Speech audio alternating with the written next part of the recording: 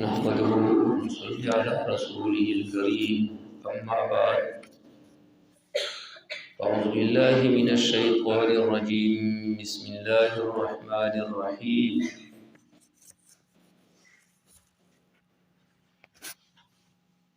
رب اشرح لي صدري ويسر لي أمري واحلل عقدة من لساني يفقهوا قولي عن أبي سعيد الخدري رضي الله تعالى عنه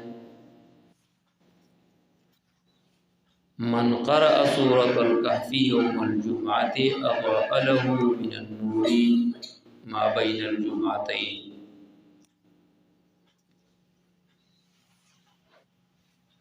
ابو سعید خدری رضی اللہ تعالیٰ عنہ نے فرمایا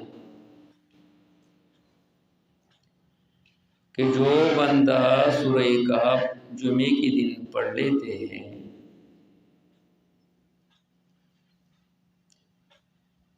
اضاء له نورا من ما بین الجمعتین، یعنی رب العالمین اس کے لیے روشنی پیدا کریں گے دو جمعوں کے درمیان، یعنی رب العالمین اسی بندہ میں روشنی ڈال دیں گے، خوبصورتی ڈال دیں گے، اس بندہ کو خوبصورت بنا دیں گے ما بین الجمعتین، یعنی اس جمعے سے دوسری جمعے تک۔ یہ حدیث امام بہقی رحمہ اللہ نے نقل کیا ہے۔ عبداللہ بن عباس رضی اللہ تعالیٰ عنہ فرماتے ہیں سورۃ الکہف تدعی فی التوراۃ الحائلہ، سورہ کہف کے نام جو تورات میں ہے اس کے نام حائلہ ہے۔ حائلہ کے معنی پردہ، اور یہ چونکہ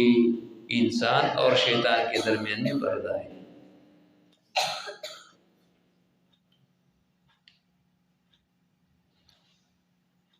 عبداللہ رضی اللہ تعالیٰ عنہ فرماتے ہیں البیت الذی تقرأ فیہ سورۃ الکہف لا يدخل الشیطان تلک اللیلہ، جس گھر میں سورہ کہف کو پڑھائے جاتے ہیں تو اس گھر میں اسے رات میں شیطان نہیں آ سکتے، اور اگر دن میں پڑھائے جاتے ہیں تو دن میں نہیں آ سکتے۔ یعنی سورہ کہف کے بہت زیادہ فضیلت ہے۔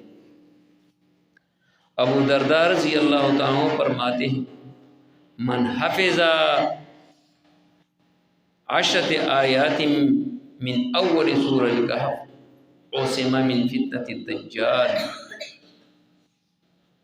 جو بندہ سورہ کہف کے پہلے 10 آیات حفظ کر لیتے ہیں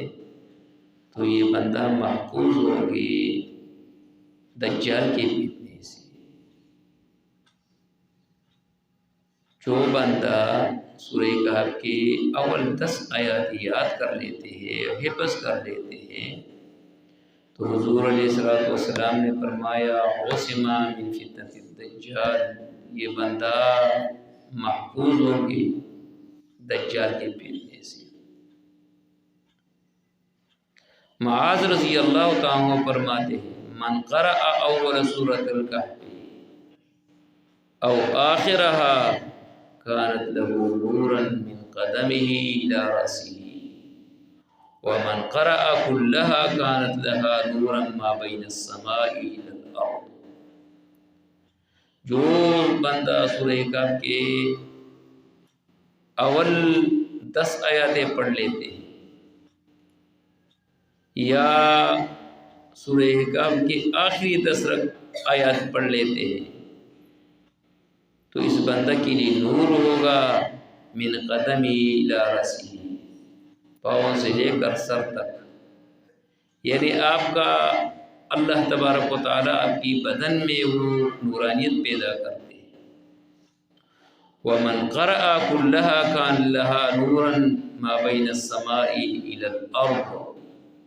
جو بندہ پورا کا پورا سورہ کہف پڑھ لیتے ہیں تو اس بندہ کے لیے آسمان سے لے کر زمین تک یہ سارے علاقہ اس کے لیے جگمگاتے رہیں گے، یعنی روشنی ہوں گی۔ اس لیے حضرت عائشہ رضی اللہ تعالیٰ فرماتی ہے من قرأ سورة الکہف 10 آیات عند منامه عصم من فتنة الدجال، جو بندہ سورہ کہف کی 10 آیاتیں پڑھ لیتے ہیں تو بندہ یعنی نیند کے وقت میں جو بندہ سونے سے پہلے 10 آیات پڑھ لیتے ہیں عصم من فتنة الدجال، وہ بندہ دجال سے محفوظ ہوتا ہے۔ برا بن عازب رضی اللہ عنہ فرماتے ہیں کہ ایک رات ایسی ہوا کہ میں اپنے صحن میں سورہ کہف کی میں نے تلاوت شروع کی،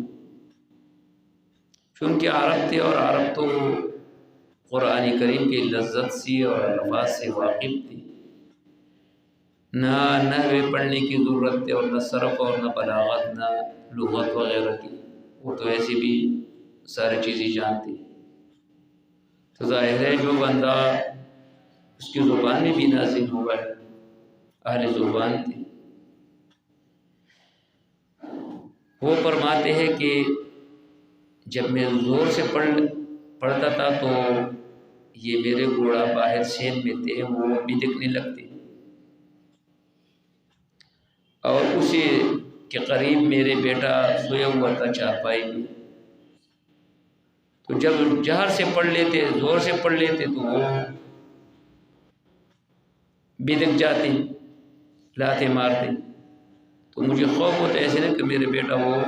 لات سے نہ مارے، پھر جب میں خاموش ہوتا تو ٹھیک ہو جاتے۔ پھر ظاہر ہے کہ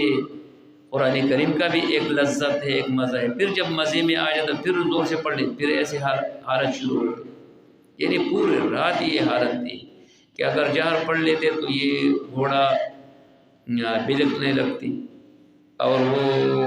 لاتے مارتے، اور جب وہ خاموش ہوتے تو ٹھیک ہو جاتے۔ پھر وہ فرماتے ہیں کہ جب میں تو آخری میں نے ہاتھ اٹھایا تو میرے سر پہ ایک بادل تھی اور اس بادل میں ایک روشنی تھی جو آسمان کے ساتھ وہ ٹچ ہوتی۔ پھر میں نے صبح رسول اللہ صلی اللہ علیہ وسلم کے سامنے یہ واقعہ سنایا تو رسول اللہ صلی اللہ علیہ وسلم نے فرمایا ذالک الملائکہ، یعنی یہ ملائک تھے، اگر صبح تک یہ مسئلہ چلتا رہتا تو عام لوگ بھی وہ دیکھتے، تو یہ اس صورت کے بہت زیادہ فضائل ہے جو بندہ جمعے کے دن وہ پڑھ لیتے ہیں۔ اس لیے ایک حدیث میں ہے، ابو سعید خدری رضی اللہ عنہ کی موقوفاً یہ حدیث نقل تاریمی نے نقل کیا ہے، جو بندہ سورہ کہف پڑھ لیتے ہیں تو جس جگہ میں ہے وہاں سے لے کر مکے تک اس کے لیے روشنی ہوتا ہے، یعنی رب العالمین اس کو اتنے روشنی دیتے ہیں جو یہاں سے لے کر جہاں وہ پڑھ لیتے ہیں تو وہاں سے لے کر مکے تک، تو یہ جو بندہ سورہ کہف پڑھ لیتے ہیں تو رب العالمین اس کے چہرے میں، اس کی زندگی میں، اس کی گفتگو میں نورانیت رب العالمین پیدا کرتے ہیں۔ تو اللہ سے دعا ہے کہ اللہ تعالیٰ ہمیں اس پر عمل کرنے کی توفیق عطا فرمائے۔ وَأَقُولُ قَوْلِي هَذَا وَآخِرُ دَعْوَانَا الْحَمْدُ لِلَّهِ رَبِّ الْعَالَمِينَ۔ اللهم إنا نسألك العافية في الدنيا والآخرة